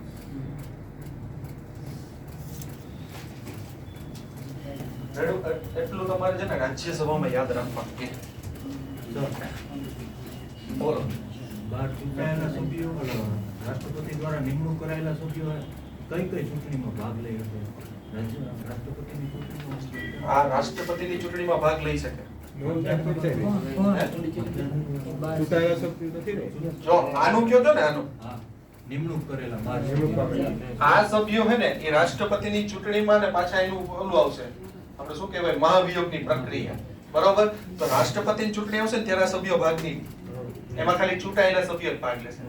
પણ ઈ તમને ક્યારે સમજાય છે આખી આખીની ચૂંટણી ખબર છે? રાષ્ટ્રપતિ બને છે ને ત્યારે આખું કન્ફ્યુઝન તમારું દૂર થાય. મહાભિયોગની પ્રક્રિયા પાછા ભાગ લઈ. બરોબર? એ કન્ફ્યુઝન અત્યારે હું તમને સમજાવું તો નહીં સમજે. એ રાષ્ટ્રપતિની આખી ચૂંટણી સમજાવીશ ને ત્યારે હું તમને સમજાવી દઉં. એક જ શબ્દથી ખાલી સમજાવી દઈશ. અને અત્યારે ટેન્શન ના લ્યો. બરોબર? કે આ ભાગ લઈ છે કે નથી લેતા. પણ આટલું યાદ રાખજો ઉપરાષ્ટ્રપતિને હટાવવાનો પ્રસ્તાવ હંમેશા ક્યાંથી સર ઉપરાષ્ટ્રપતિને હટાવવાનો પ્રસ્તાવ હંમેશા ક્યાંથી હશે? રાજ્યસભામાંથી. શું કામ અહીંથી ચાલુ થાય ખબર છે? કારણ કે પ્રોબ્લેમ આ બધાયને હોય ને એટલા માટે. ઉપસભાપતિ બેઠો ક્યાં હોય? રાજ્યસભાના સભાપતિ. પણ રાષ્ટ્રપતિને હટાવવાની પ્રક્રિયા છે ને એ કોઈ પણ ગૃહમાંથી ચાલુ કરી શકાય. કારણ કે એ ક્યાંય બેઠો નથી. બરોબર? અને આને રાષ્ટ્રપતિને છે સંસદનું કેવું અંગ કહેવાય? બરોબર? રાષ્ટ્રપતિ ક્યારેક અહીંયા ભાષણ દઈ શકે ને અહીંયા ભાષણ દઈ શકે. વડાપ્રધાન નરેન્દ્ર મોદી ભાષણ દઈ શકે? નો દઈ શકે? અહીંયા દઈ શકે? એનું શું કારણ? લોકસભાનો સભ્ય છે તો રાજ્યસભાની અંદર એને એન્ટ્રી કરવી ને અહીંયા બોલવું હોય તો નો બોલી શકે. એ અહીંનો સભ્ય નથી, ભલે લોકસભાનો સભ્ય છે, પણ જ્યારે સત્ર ચાલુ થાય, શિયાળુ સત્ર અત્યારે ચાલુ થયું તો રાજ્યસભાથી સત્ર ચાલુ થઈ તો અહીંયા આવીને બોલી ન શકે? બોલી શકે. એ અહીંનો સભ્ય નથી પણ મતદાન ન કરી શકે. મતદાન ક્યાં કરી શકે? જે ગૃહનો સભ્ય હોય ને ત્યાં જ ખાલી મતદાન થાય, બીજે મતદાન થાય નહીં. તો માની લ્યો કે એક સભ્ય લોકસભાનો સભ્ય છે એ અહીંયા બેઠો છે, અહીંયા કોઈ પણ જે બિલ છે એના ઉપર મતદાન થાય તો એ વ્યક્તિ આમાં મતદાન કરી શકે. એને મતદાન કર્યું કે હા ઓકે અમને આ મતદાનમાં કઈ વાંધો છે નહીં, ઓકે છે બિલ. હવે જ્યારે એ જ બિલ પાછું રાજ્યસભામાં જાય તો આ વ્યક્તિ અહીંયા પણ બેસી શકે. પણ એ મતદાન ત્યારે કરશે નહીં, કારણ કે એનો મતદાનનો અધિકાર એ ગૃહમાં નથી. શું કામ નથી? એ ક્યાંનો સભ્ય છે? તો આઈને બધા સભ્યો અહીંયા બેસી શકે, અહીંયા પાછું મતદાન કરશે, તો ભાઈ રાજ્યસભા બનાવવાનું કારણ શું? સમજાઈ ગયું? અને બેવડી સભ્યતાનો શું કહેવાય? ભંગ કહેવાય. એ બેવડી સભ્યતા સમજાવવાનું હજી બાકી છે.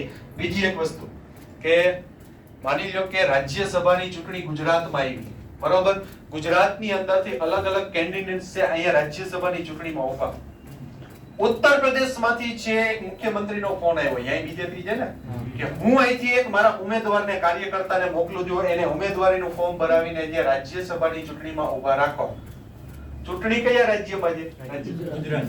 તો બહારના કોઈ છે રાજ્યનો વ્યક્તિ આપણા ગુજરાત રાજ્યની રાજ્યસભાની ચૂંટણીમાં ઉભા રહી શકે? પહેલા એવું નહોતું. 2003 થી છે ને એ લાગુ કરી દીધું, બરોબર? એને જનપ્રતિનિધિત્વ અધિનિયમ 2003 નો સુધારો કહેવાય. એ 1950 ની અંદર સુધારો કરી દીધો કે ગુજરાત રાજ્યમાં રાજ્યસભાની ચૂંટણી આવશે ને તો બહારનો વ્યક્તિ પણ અહીંયા ઉભો રહી શકશે, બરોબર? પહેલા એવું હતું નહીં. એટલે બહારનો કોઈ વ્યક્તિ આપણા ગુજરાતમાંથી મેમ્બર ઓફ પાર્લામેન્ટ સીધો બની જશે, બરોબર? જે તે પાર્ટી નક્કી કરે, ચૂંટણી પંચ નક્કી કરતું હવે નથી, કારણ કે હવે એને ઓથોરાઇઝ કરી દીધું છે. એટલા માટે બંધારણમાં શું કરી દીધો છે? સુધારો કરી દીધો છે. તો આટલું પહેલા તમને રાજ્યસભા વિશે સમજાઈ ગયું કે નહીં? આટલું તો તમારે તલાટીમાં આવશે જ. તો આટલું ખાલી યાદ રાખી લ્યો તો ઇનફ છે. તમને કેવું કેવો પ્રશ્ન પૂછે ખબર? રાજ્યસભાનો આર્ટિકલ કયો? રાજ્યસભાના એક સભ્યનો કાર્યકાળ કેટલો?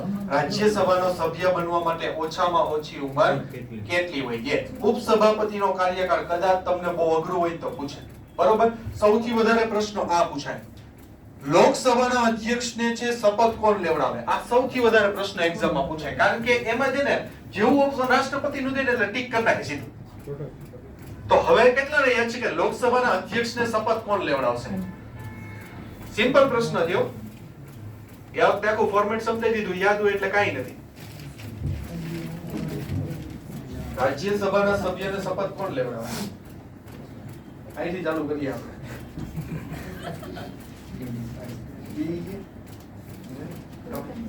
Pro tem speaker.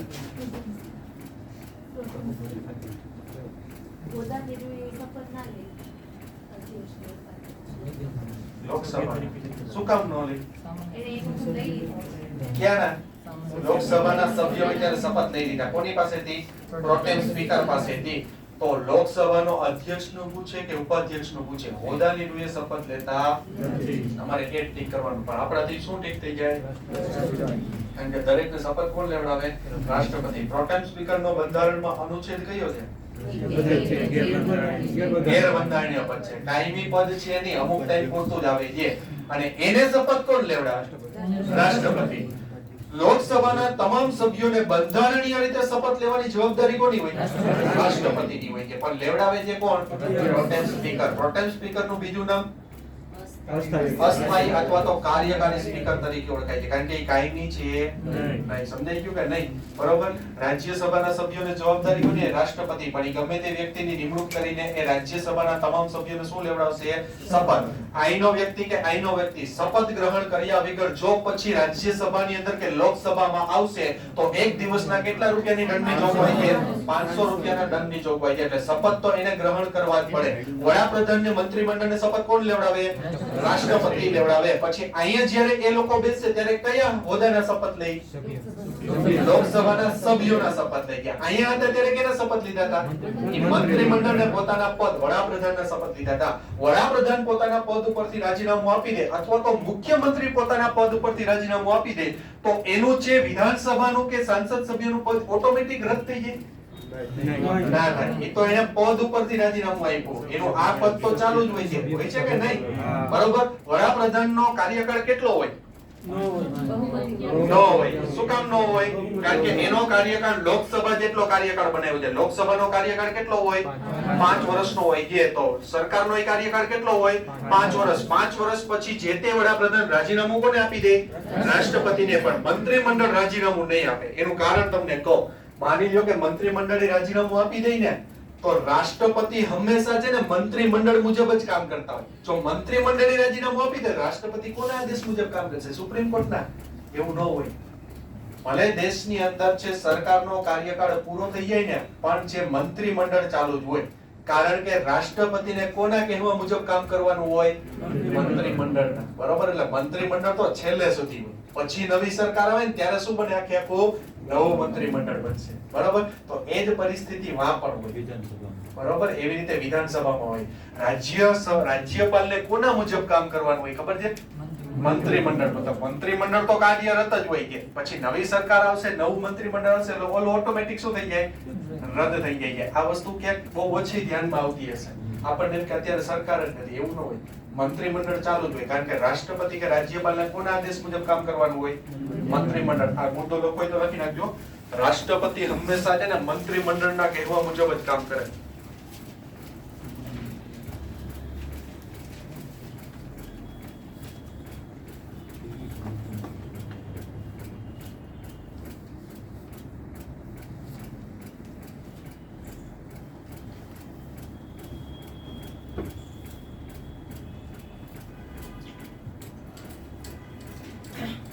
પછી જો આ પ્રશ્ન સૌથી વધારે પૂછે. રાષ્ટ્રપતિ, ઉપરાષ્ટ્રપતિ, રાજ્યપાલનો કાર્યકાળ 5 વર્ષ. બનવા માટેની ઉંમર બધાયનો એક જ થઈ ગયો. 6 પ્રશ્ન થઈ ગયા એકની અંદર. બરોબર? જો બધાયનો કાર્યકાળ એ તમને પૂછે તો 5. બરોબર? બધાય છે કેટલા વર્ષની ઉંમરે બની શકે? તો 35 વર્ષની ઉંમર. અધ્યક્ષ બનવા માટે કેટલી ઉંમર જોઈએ? હવે આ તમને આવડે. અધ્યક્ષ પેલા સભ્ય કેનો હોય? લોકસભાનો સભ્ય બનવા માટે કેટલી ઉંમર જોઈએ? તો આનો સભ્ય બનવા માટે તો અહીંયા 25 જ આવે. કારણ કે અહીંથી જે ચૂંટાઈને આવ્યો હોય ને, બરોબર? સભાપતિ અહીંનો સભ્ય છે નહીં, તો આને બનવા માટે ઓછામાં ઓછી ઉંમર કેટલી? 35. શું કામ? એને તો એને કનેક્ટ કરી દઈએ. સમજાણો? ઉપસભાપતિ કેનો સભ્ય હોય? ઉપસભાપતિ રાજ્યસભાનો સભ્ય બનવા માટે ઓછામાં ઓછી ઉંમર કેટલી લખી હતી?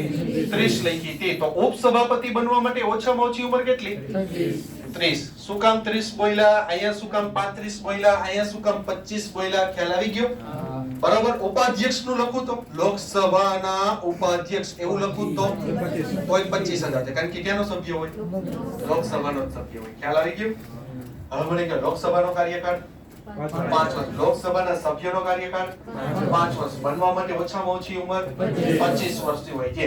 રાજ્યસભાના એક સભ્યનો કાર્યકાળ 6 વર્ષ. એને બનવા માટે ઓછામાં ઓછી ઉંમર 30 વર્ષ છે. સભાપતિનો કાર્યકાળ 35 વર્ષ. બરાબર? સભાપતિનો કાર્યકાળ કેટલો હોય? 5 વર્ષ. બનવા માટે ઓછામાં ઓછી ઉંમર 35. ઉપસભાપતિનો કાર્યકાળ 6 વર્ષનો હોય. ઉપસભાપતિનો કાર્યકાળ કેટલો હોય? 6 વર્ષ છે. બનવા માટે ઓછામાં ઓછી ઉંમર 30 વર્ષ. સમજાઈ ગયું કે નહીં? જો વચ્ચે લોચા નો થઈ ગયો. લોચા થાય ને ત્યારે યાદ રાખી લેવાનું હોય કે અહીંયા જે બેઠો હોય ની સભાપતિ છે. સભાપતિ હોદ્દા નિર્ણય કોણ હોય? ઉપરાષ્ટ્રપતિ. તો એ જ વસ્તુ એને અહીં લાગુ પડે. અહીંયા આવે તો એને નવા ફોર્મેટ કોઈ આવશે નહીં. કમ્પ્લીટ એટલું સમજાય છે કે નથી સમજાતું? લખો સંસદના સત્ર.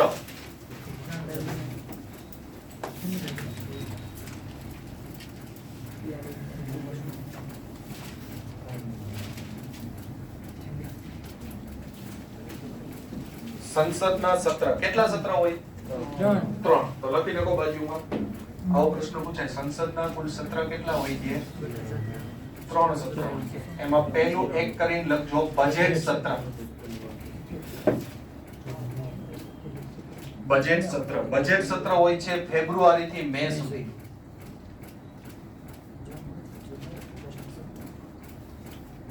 સૌથી લાંબુ સત્ર.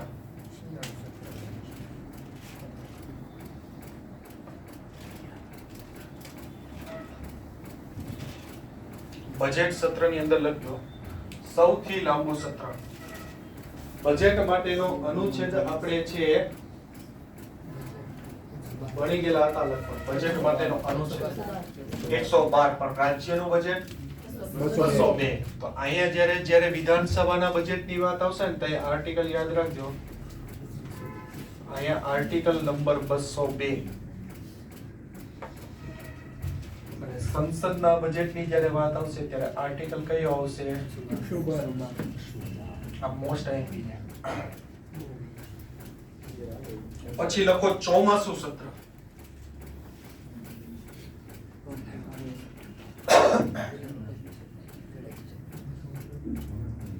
ચોમાસુ સત્રમાં લખો જુલાઈ થી સપ્ટેમ્બર.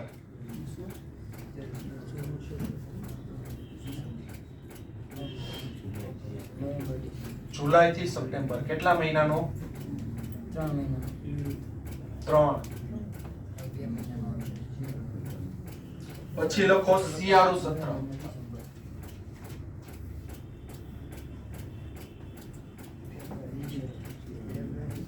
નવેમ્બર અને ડિસેમ્બર કેટલા મહિનાનો? 2 મહિના. તો સૌથી ટૂંકું સત્ર કયું થયું? શિયાળુ સત્ર.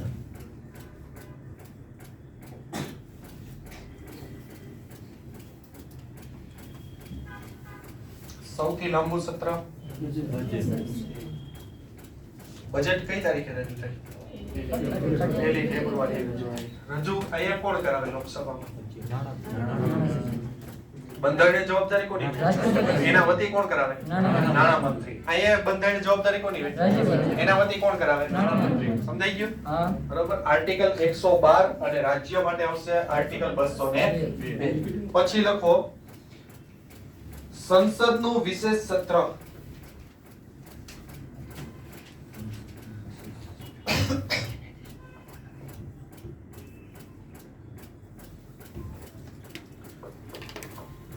લખો એની અંદર રાષ્ટ્રપતિ બંને ગૃહના અધ્યક્ષને બંને બંને ગૃહ એટલે કે લોકસભા અને રાજ્યસભા બંને ગૃહના અધ્યક્ષને 14 દિવસ પહેલા નોટિસ આપીને 14 દિવસ પહેલા નોટિસ આપીને સંસદનું વિશેષ સત્ર બોલાવી શકે છે.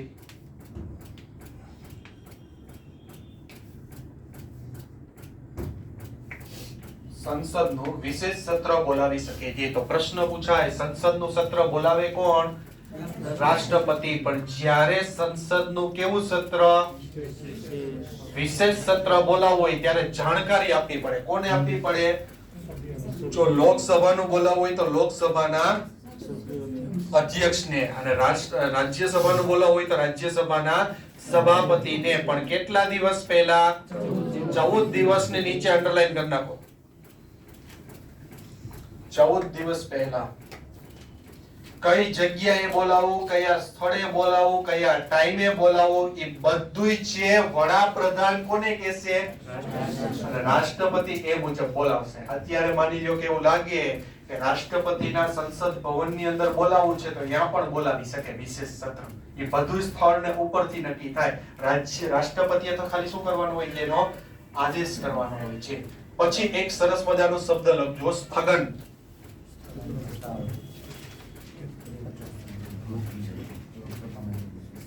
સ્થગન શું છે? સ્થગન એટલે ઘણી વખત તમે સાંભળી ગયેલું હશે. પહેલા તો સ્થગન જેવો શબ્દનો ઉપયોગ છે ને એ હંમેશા કોણ કરશે ખબર છે? લોકસભાનો અધ્યક્ષ કરશે. અહીંયા કોણ કરશે?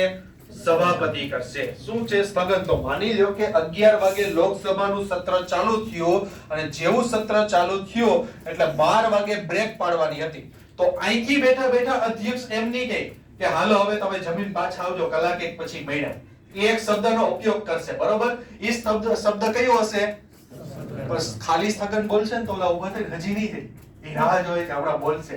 1 મિનિટ, 2 મિનિટ, 5 મિનિટ, 6 મિનિટ, 1 કલાક, 2 કલાક, 3 કલાક, 1 અઠવાડિયું, 5 દિવસ, 4 દિવસ, એની પાછળ એને સમય બોલવો જરૂરી છે. જેવું સ્થગન કહીને અહીંથી બોલશે ને કે 5 મિનિટ તો અહીંથી બધે વેર વિખેર થઈ જાય. 5 મિનિટ પછી ફરી પાછું સત્ર ચાલુ થાય. બરાબર. એને કોણ શું કહેવાય? સ્થગન.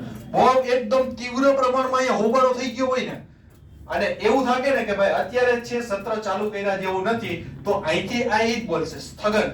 સ્થગન બોલીને ઈ સીધું શું બોલી જાય ખબર છે? 2 દિવસ પછી. એટલે 2 દિવસ પછી ફરી પાછું ભણવાનું. ત્યાં સુધી અહીં કોઈ દેખાતા નહીં. એવી રીતે અહીંયા પણ આવશે. સભાપતિ છે શબ્દનો ઉપયોગ કરશે. શું બોલશે? સ્થગન. એમ કહેશે 5 દિવસ કે 1 અઠવાડિયા પછી ત્યારે આવવાનું. 30 મિનિટ પછી આવવાનું. ત્યાં સુધી આવવાનું નહીં. પણ સ્થગન બોલે એની પાછળ સમય બોલવો જરૂરી છે. બરોબર. પણ વિચાર કરો હજી એક શબ્દ રહી ગયેલો છે જે એ શબ્દ મોસ્ટ આઈએમપી છે. સાયનિડાઈ.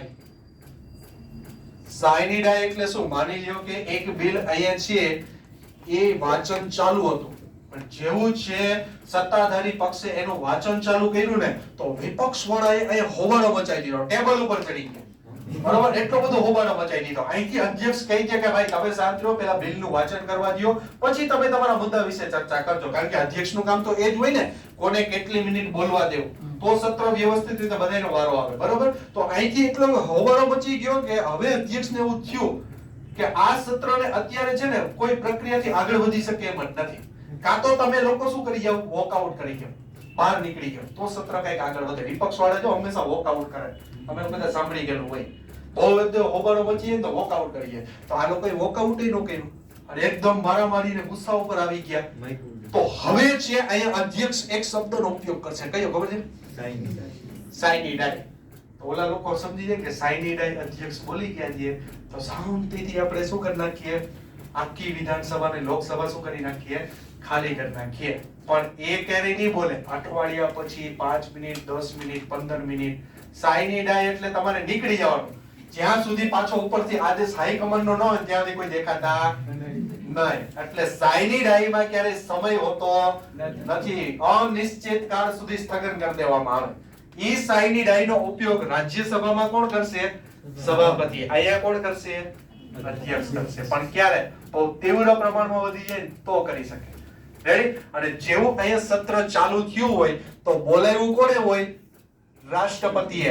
પણ જેવું અહીંયા સત્ર સમાપ્ત કરવાનું હોય તો સત્ર કોણ સમાપ્ત કરે? રાષ્ટ્રપતિ જ સમાપ્ત કરશે. બરોબર, સત્ર વ્યવસ્થિત રીતે ચાલી જાય તો કઈ વાંધો નથી. શરૂઆત કોણે કરાવી હતી બોલાવીને? રાષ્ટ્રપતિ જ કરાવે. અને એનો અંત પણ કોણ કરે? એટલે ઘણી વખત તમે એવો શબ્દ સાંભળી ગયો, સત્રાવસાન. સત્રનું શું કરી નાખે? અવસાન. એ અવસાન હંમેશા કોણ કરશે? રાષ્ટ્રપતિ કરશે. અહીંયા જે સત્ર બોલાવશે એ રાજ્યપાલ બોલાવશે, એ પણ સત્રનું અવસાન કોણ કરી નાખશે? રાજ્યપાલ. ખબર પડી ગઈ? અહીંયા રાજ્યપાલ હોય, અહીંયા શું હોય? રાષ્ટ્રપતિ હોય. પહેલા આ બે શબ્દમાં ખબર પડી, સ્થગન અને સાઈની રહી. લખો સ્થગન ની અંદર સ્થગન નો લખી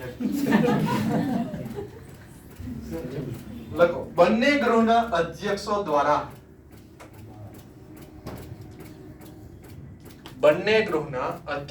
દ્વારા સ્થગનની જાહેરાત કરવામાં આવે છે.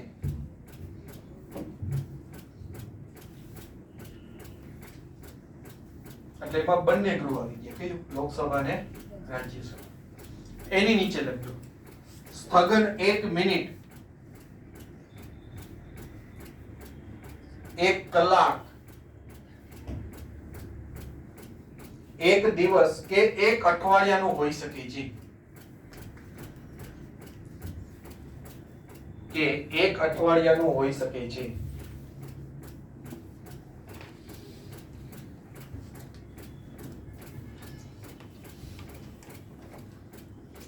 પછી લખજો સ્થગનથી સત્ર સમાપ્તિ થતી નથી.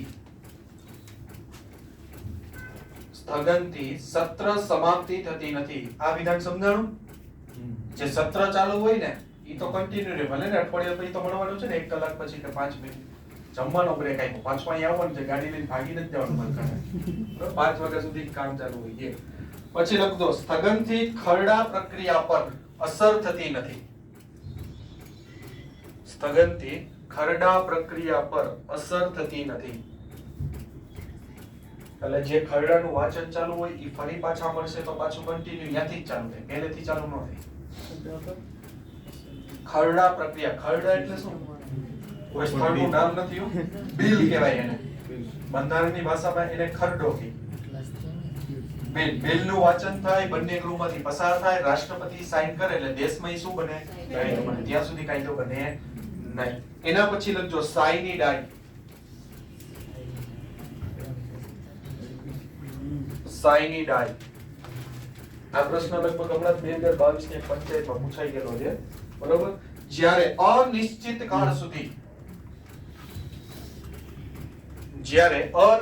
કાળ સુધી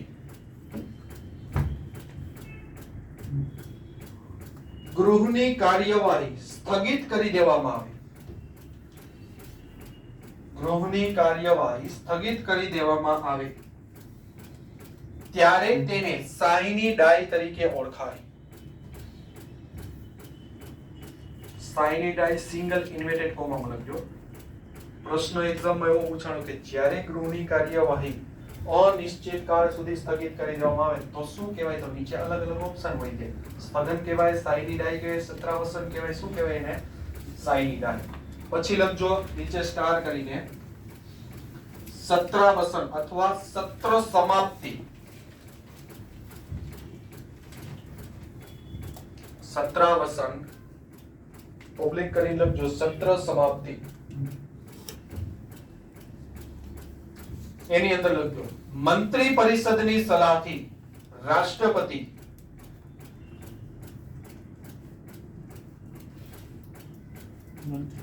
મંત્રી પરિષદની સલાહથી રાષ્ટ્રપતિ સત્ર સમાપ્ત કરી શકે છે.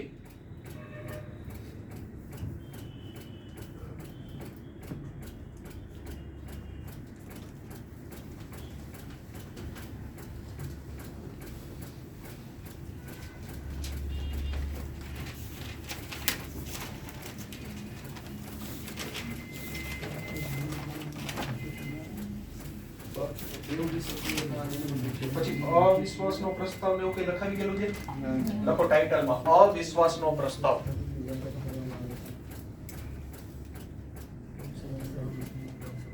તો કેવો પ્રસ્તાવ કીધો છે? અવિશ્વાસ. આવું ઘણી વખત તમે ન્યૂઝપેપર વાંચતા હશો ને તો આવો શબ્દ તમને સાંભળવા મળશે, અવિશ્વાસનો પ્રસ્તાવ. પણ જો કે આ સરકારમાં બહુ પોસિબિલિટી ઓછી છે અવિશ્વાસનો પ્રસ્તાવ દાખલ કરવો. બરોબર? તો અવિશ્વાસનો પ્રસ્તાવ, અમને સરકાર ઉપર વિશ્વાસ નથી. હવે તમને ખાલી એટલું કહી દઉં ને તોય તમે છે ને પરીક્ષામાં છે ને ટીક કરીને આવો. તમને એવો પ્રશ્ન પૂછાય કે અવિશ્વાસનો પ્રસ્તાવ સંસદના હંમેશા કયા ગૃહમાં રજૂ થાય? એનું શું કારણ? લોકો દ્વારા ચૂંટાય. એનો જવાબ નથી. બહુમતી સરકાર અમને સરકાર ઉપર વિશ્વાસ નથી એટલે અમે અવિશ્વાસનો પ્રસ્તાવ રજૂ કરીએ. એ અવિશ્વાસનો પ્રસ્તાવ હંમેશા છે ને વિરોધ પક્ષ રજૂ કરે. કોના ઉપર? સત્તાધારી પક્ષ ઉપર. એને પ્રશ્ન પૂછવા કે તમારી સરકાર વ્યવસ્થિત સંચાલન નથી કરી શકતી તો અમે આ ગૃહની અંદર, ક્યાં ગૃહમાં ખબર છે? લોકસભામાં. કારણ કે બહુમતી ક્યાં છે? લોકસભામાં. એને ભાંગવા માટે જ છે અવિશ્વાસનો પ્રસ્તાવ રજૂ થાય. તો અવિશ્વાસનો પ્રસ્તાવ હંમેશા લોકસભામાં રજૂ થાય. કારણ શું? કારણ કે સરકાર અહીંયા બેઠે તો એના જ ઉપર વિશ્વાસ ન હોય ને. સરકાર અહીંયા થોડી બેસે છે. બેસી શકે પણ સરકાર બને ક્યાંથી? લોકસભામાંથી. તો અવિશ્વાસનો પ્રસ્તાવ હંમેશા લોકસભામાં રજૂ કરે. પોતે ને પોતે સરકાર પોતાના ઉપર રજૂ કરે તો કોના દ્વારા રજૂ થાય? વિરોધ પક્ષ દ્વારા રજૂ થાય. કે એક ફેરી કોંગ્રેસની સરકારે અહીંયા રજૂ કર્યો તો પણ બહુમતી એને સપોર્ટ ન મળ્યો એટલે અવિશ્વાસનો પ્રસ્તાવ ફગાઈ ગયો સીધો. બરોબર? અને પહેલો વેલો અવિશ્વાસનો પ્રસ્તાવ કોની સરકારમાં રજૂ થયો? જવાહરલાલ નહેરુએ. કોણે રજૂ કર્યો તો? 1963 ની આજુબાજુની વાત છે. ભારત ચીનનું યુદ્ધ થયું હતું ને એના પછી આ મુદ્દો આપવો પડ્યો. આ ફેક્ટ ડેટા વાળો પ્રશ્ન છે. એ વચ્ચે લખાઈ દો. પહેલા આ સમજાણું અવિશ્વાસનો પ્રસ્તાવ. હવે કયો અહીંયા રજૂ કરવું હોય તો ક્યાં થાય? વિધાનસભાની અંદર રજૂ થાય. કોણ રજૂ કરે? વિરોધ પક્ષ રજૂ કરે. કોના ઉપર રજૂ કરે? સત્તાધારી પક્ષ ઉપર રજૂ કરે. તો લખો અવિશ્વાસના પ્રસ્તાવની અંદર વિપક્ષ દ્વારા રજૂ થાય છે. વિપક્ષ દ્વારા રજૂ થાય છે.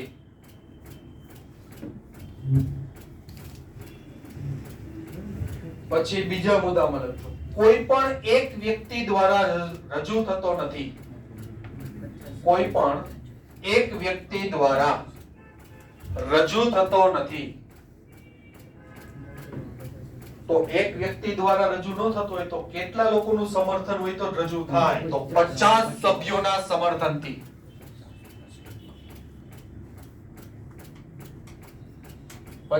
સભ્યોના સમર્થનથી. એક વ્યક્તિ દ્વારા રજૂ નથી થતો. કેટલા લોકોનું સમર્થન હોવું જોઈએ? 50 પ્લસ સભ્યોનું સમર્થન હોવું જોઈએ. પછી લખજો માત્ર લોકસભામાં જ રજૂ થાય છે.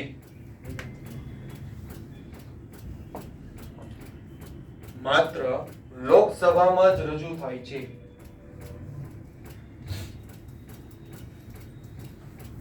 એના પછીના પ્રશ્ન જો અવિશ્વાસનો પ્રસ્તાવ જો અવિશ્વાસનો પ્રસ્તાવ લોકસભામાં રજૂ થઈ જાય તો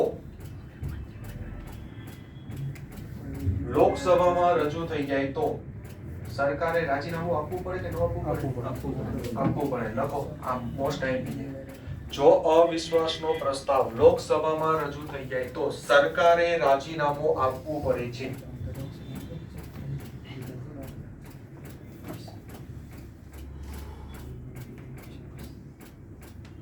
પછી ફેક્ટ ડેટા વાળો પોઈન્ટ લખો. સૌપ્રથમ અવિશ્વાસનો પ્રસ્તાવ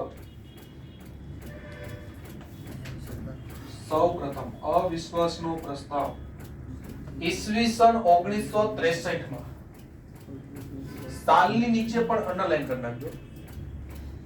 ઈસવીસન 1963 માં કયા યુદ્ધ બાદ? ભારત ચીનના યુદ્ધ બાદ આ મુદ્દો નીકળ્યો. જવાહરલાલ નહેરુની સરકારમાં પછી ખાલી જગ્યા કરો. સરસ મજાની ખાલી જગ્યા વ્યક્તિ દ્વારા રજૂ કરવામાં આવ્યો હતો. અને એ ખાલી જગ્યા પૂરવાની છે એ તમારે પૂરવાની છે. મને નેક્સ્ટ લેક્ચરમાં કહેજો.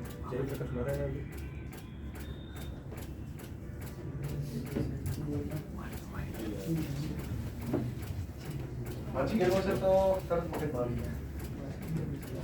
સૌપ્રથમ અવિશ્વાસનો પ્રસ્તાવ લોકસભામાં જવાહરલાલ નહેરુની સરકારમાં કયા વ્યક્તિ દ્વારા રજૂ કર્યો હતો? ઈસવીસન 1963 માં. એ લાઈટ થઈ ગયા.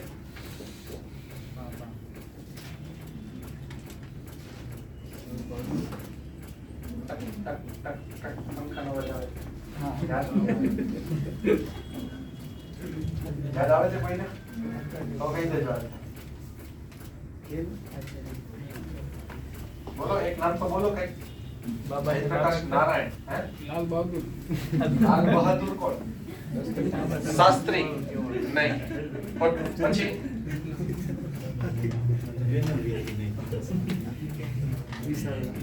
કયા વ્યક્તિ હશે કે જવાહરલાલ નહેરુની સરકારમાં સૌપ્રથમ અવિશ્વાસનો પ્રસ્તાવ? કરમટાભાઈ બોલો. વાઢેરભાઈ તમે કયો. આચાર્ય કોણ?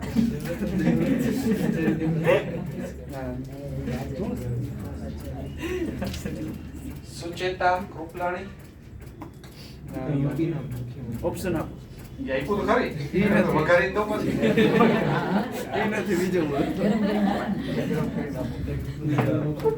પેલો ઓપ્શન સુચેતા કૃપલાણી નહીં. જેબી કૃપલાણી નહીં. પછી સરદાર વલ્લભભાઈ પટેલ નહીં. અને ચોથું ઓપ્શન છે જવાહરલાલ નહેરુ પોતે. જેબી કૃપલાણી. કેમ તમે કેમ તારણ લગાડ્યું ઓપ્શન ઉપરથી?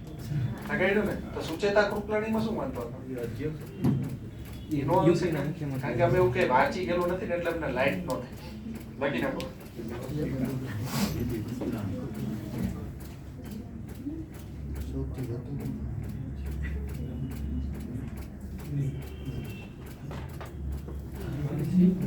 પછી લખજો.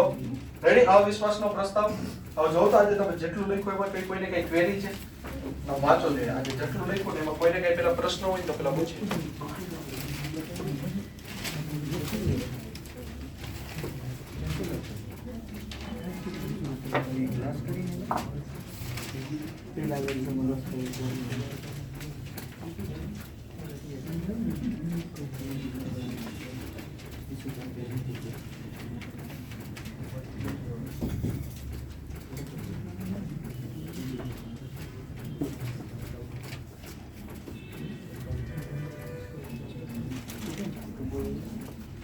એવો તલાટીમાં પ્રશ્ન પૂછાય કે રાજ્યસભાની કેન્દ્રમાં કુલ સીટ કેટલી છે?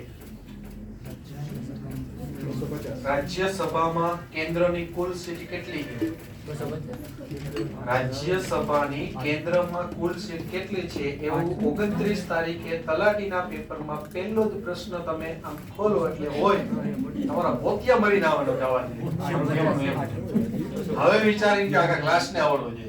કારણ કે હમણાં થોડીક વાર પહેલા ભણાવી ગયેલું છે. શું હું ચાઇનીઝમાં બોલું કેમ? હું એક તો અડધો નીંદરમાં હોય. ક્યાંથી મારે બોલવું? માટે પેલા બંધ કરી દેજો. હું કોઈ ગુજરાતી શબ્દનો ઉપયોગ કરું.